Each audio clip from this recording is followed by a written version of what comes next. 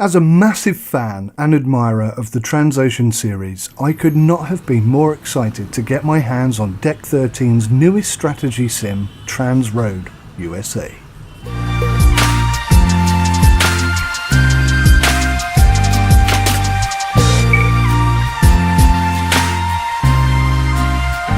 TransRoad USA swaps the world's oceans, ports and modern-day pirates for the slightly less glamorous interstate roads and cities of America and some second-hand truck and trailer salesmen. I have delayed this review for as long as I can. I have tested each of the multiple updates and patches released since launch, but unfortunately this review is going to be brief and mostly negative, as TransRoad USA is a buggy and very unstable release. Some of the similarities of the TransOcean series are definitely there to see, and there are some great new features that look and sound very interesting too. I have yet to fully explore this title due to the significant issues surrounding it. Upside down helicopters are funny, but 30-second stutters and game crashes are simply not. I have only managed to play for 20 to 30 minutes each time before the game stops responding completely. So no review that I give today is going to be a full representation of the game in its entirety. That being said, underneath all these stability issues there are quite a few things that I like, and of course there are some things that I don't like so much. Let's start with the good stuff, the storyline.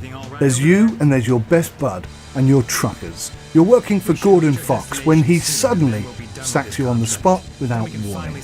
So, you decide to start your own company with your best buddy.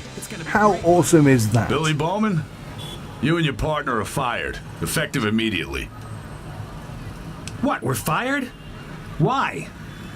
Don't start. I got enough trouble with my company as it is. I just can't employ you two anymore. That's it. That didn't just happen, did it? We're out of work. What are we gonna do now? Our own company? Are you serious? Why not? All right, let's do this. The entirety of the USA is included and major cities are respectfully modelled. They're not exactly detailed, but there's enough there to get the message across. Your task, obviously, is to build your company up from literally nothing, just one truck, one trailer and one driver. And you'll need to visit and unlock each of the cities and the customers and clients therein. Products are actually loaded onto your truck by a forklift, and whilst I admit it's the same animation each time, I think it's a nice touch. You'll need to build up a good rapport with customers by being efficient. This is a great aspect, and I especially like how they relate with each other. It makes it more challenging and is good fun and even quite interesting. Intertwined with these customer deliveries, you can find yourself having to do quest modes, which is also a nice touch and fairly similar to the TransOcean 2 series that was released in 2016. There's a reasonable variation of trucks and trailer types to keep things interesting, again similar to the TransOcean series, and when buying and or hiring trucks and trailers, they are actually transported to your HQ by road. No immediate pop-up trucks. This is great, this is realistic. You have to build this in, you have to factor this in to your timing strategies. I love it, excellent stuff. The game is positively tough, and your competitors are not taking it easy on you either. This means that you have to plan and manage everything. And when I say everything, I do mean everything. Company expansions, upgrades, truck upgrades, HQ upgrades, maintenance, staff, scheduling, customer relations and unlocks. It's all there. You just cannot seemingly keep the game from crashing long enough before you can actually get to fully enjoy it. Let's go over to the bad things, shall we? Well, there's the bugs, and I'm not going to go too far into the bugs because these are, I assume, going to get ironed out sooner rather than later. So there are a lot of bugs. The game stutters, the game crashes, the game doesn't save games properly, it has a lot of problems, and that is why it's got such a terribly negative review. This is not ready for release, and that is why it has such a bad rating.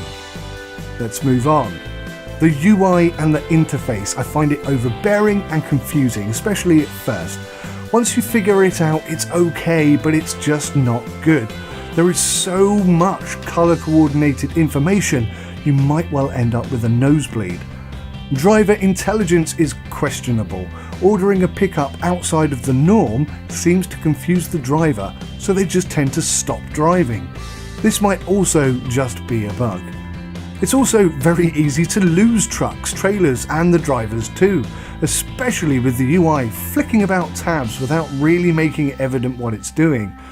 All of this is overcome with persistence and eventual understanding, but intuitive it is not. I find the graphics are acceptable from a distance view, but up close you can see that the graphics are actually very lazy. The trucks do not corner well at all, and it's just horrible to look at. Plus, they drive through and or over other traffic, so there are no traffic jams to contend with, which is a bit of a shame.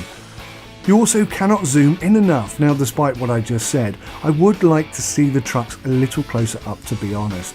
It's not a deal breaker, I know, but it's just a frustration. The biggest issue for me, really, all bugs aside, is the scheduling. I don't like it being across the bottom the way it is. This should be, in my humble opinion, a vertical list, like all lists on God's earth. Nobody makes lists on the horizontal axis. That's just ridiculous. But basically, guys, that's it. This is a game with great potential. Hopefully you can see that there are more positives here than negatives. However, the negatives at present are much bigger than the positives. Before anyone can give a full and honest review of this game, and I would question anyone who does give it a positive review at this time, Deck13 really do need to optimize this and fix these epic game-breaking issues. Until then, I have to label this as an unplayable game with a lot of potential positives, or so it seems. My name's Mike, this is Sim UK, thanks for watching this review. Hopefully in the future, once things have been fixed, I can do a full and in-depth review of this game, but until then, take good care of yourselves, goodbye for now.